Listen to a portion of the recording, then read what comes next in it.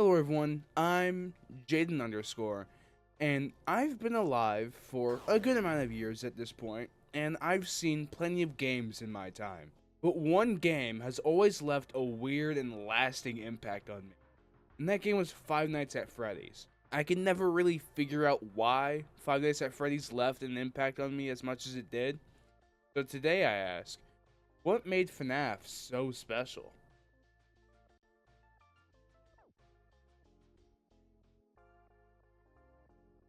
The first FNAF game was released by Scott Cawthon on August 14th, 2014, and over its 10-year-long run, FNAF has reached hundreds of millions of views across games, videos, songs, and fan creations within the past few years. There are many people who I would largely credit to the success of FNAF, and one of them is Markiplier. Markiplier at the time had close to 3 million subscribers, which was nothing to scoff at in 2014.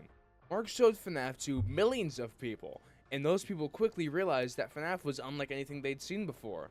The animatronics fell right into the uncanny valley, the setting was eerie and discomforting, and worst of all, you were trapped. But people weren't encapsulated by the horror itself, some were interested in the small little tidbits of lore dropped throughout the game, such as the death of Phone Guy. Oh, hey, wow, day 4, I knew you could do it. Hey, listen, I may not be around to send you a message tomorrow. It's been a bad night here for me. I'm kind of glad that I recorded my messages for you when I did. Hey, do me a favor. Maybe sometime you could check inside those suits in the back room. I'm going to try to hold out until someone checks. Maybe it won't be so bad. I always wondered what was in all those empty heads back there. You know. Oh no.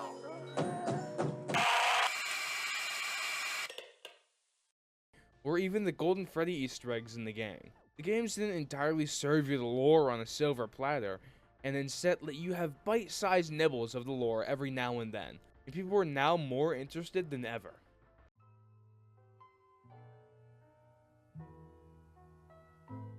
FNAF's lore is famous for being just one giant mystery, an ongoing puzzle that fans have spent more than a decade trying to solve. FNAF over the years has had 12 mainline games, 2 movies, and 20 books. Each addition to the series has helped expand the lore in some way, shape, or form. People weren't just playing the games because they were big and scary, people were also investigating them. This gave birth to what would become one of the defining parts of the FNAF community, and those are the theorists. No one embodied this theory culture more than one person.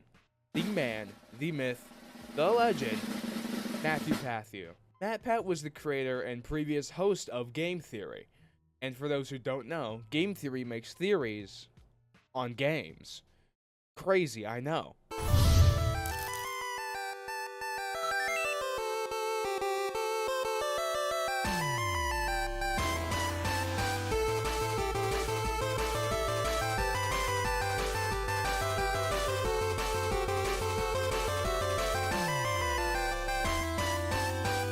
Hello, Internet! Welcome to Game Theory, Anyway, Game Theory has made 127 videos on FNAF over the years, which is kinda crazy to think about when you take into consideration that they have 912 videos ever uploaded total.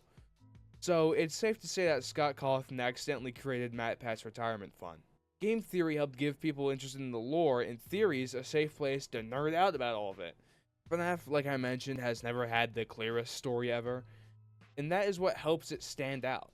It's special because the games are this large interconnected web that people are dedicating to try and figure out.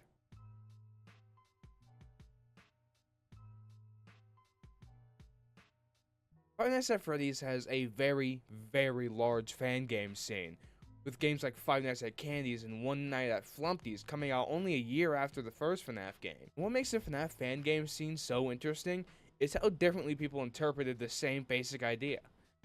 Some creators lean into horror, some into comedy, and some completely changed the gameplay formula.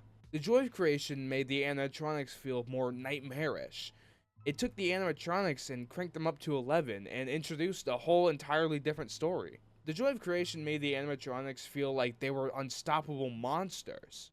Five Nights at Freddy's is a really good and fun adaptation of the original game in my eyes. It keeps the same trapped in office setup, but makes the game more goofy. And finally, Fight by Night.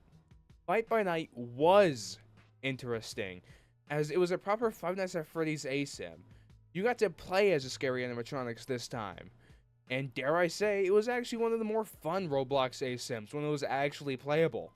But, you know, it got taken out back and shot, so no more of that. I really appreciate the fan game scene surrounding FNAF because people will never stop spinning Scott Cawthon's work into something of their own. Scott himself has acknowledged this through the Fazbear Fanverse Initiative. To sum it up neatly, the Fanverse Initiative was Scott's way of officially supporting some of the community's best fan games. These games are Five Nights at Candy's, Pop Goes, The Joy of Creation, and One Night at Flumpty's. All of this is why the fan game scene is so incredible. Thousands of people take one simple idea and make it their own, and I can't think of many game franchises that have inspired that level of creativity.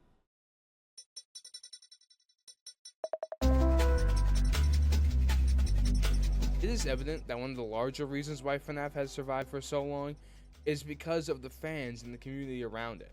We've talked about theorists and fan games. There are also plenty of talented musicians and artists that are in the FNAF space that are helping bring FNAF up more and more. There are two songs that come to mind. The FNAF 1 song by the Living Tombstones, and Join Us for a Bite by JT Music.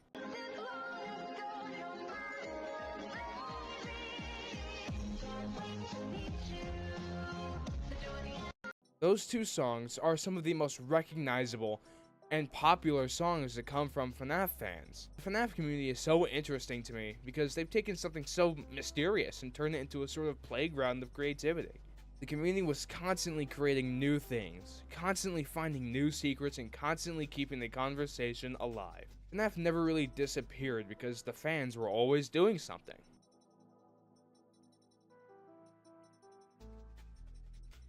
I think it's finally time to spin around and discuss why FNAF became so special in the first place. Five Nights at Freddy's, in my eyes, was never just a horror franchise.